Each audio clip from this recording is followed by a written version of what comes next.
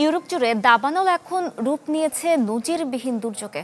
প্রাণহানি, লাখো মানুষের বাস্তুচ্যুতি আর রেকর্ড তাপপ্রবাহের মধ্যে আগুন নিয়ন্ত্রণে হিমশিম খাচ্ছে একের পর এক দেশ। জলবায়ু পরিবর্তনের প্রভাবকে দায়ী করে বিশেষজ্ঞরা বলছেন পরিস্থিতি আরও দীর্ঘায়িত হতে পারে। ইউরোপের বিভিন্ন দেশে সম্মিলিত উদ্ধার ও আগুন নিভানোর প্রচেষ্টার মধ্যেও আশঙ্কা কাটছে না। ভয়াবহ দাবানলে পুড়ছে গোটা ইউরোপ। আগুন নেভাতে গিয়ে গ্রিস ও ক্রিট দ্বীপে প্রাণ হারিয়েছেন 3 দমকল কর্মী। তীব্র দাবদাহ আর ঝোড়ো বাতাসে ফ্রান্স, স্পেন, গ্রিস থেকে তুরস্ক পর্যন্ত ছড়িয়ে পড়েছে এই ধ্বংসলীলা। AKS অর্জন করল গিনেস ওয়ার্ল্ড রেকর্ডস। AKS পরিস্থিতি এতটাই নিয়ন্ত্রণের বাইরে যে লোকালয় ও শহরের খুব কাছাকাছি চলে এসেছে আগুনের লেলিহান শিখা।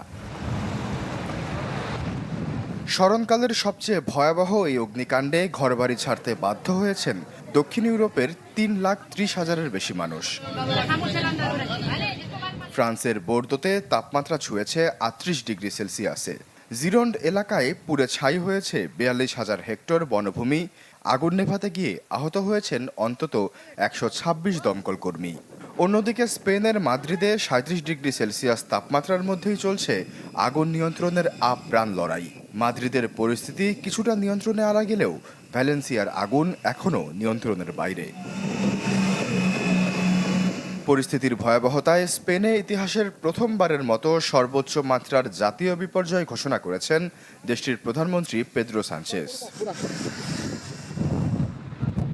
দুর্যোগ মোকাবেলায় ইউরোপীয় দেশগুলোর অভূতপূর্ব ঐক্যের প্রশংসা করেছেন ইউরোপীয় কমিশনের president Ursula von der লায়েন।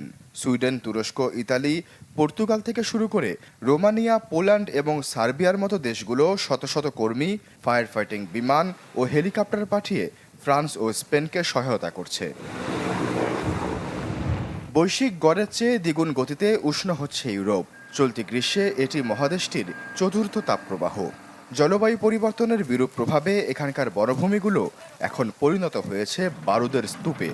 November পর্যন্ত এই দাবানল পরিস্থিতি অব্যাহত থাকতে পারে বলে আশঙ্কা ইউরোপীয় ইউনিয়নের ইমার্জেন্সি রেসপন্স টিমের। আশ্বাস চৌধুরী, চ্যানেল 24।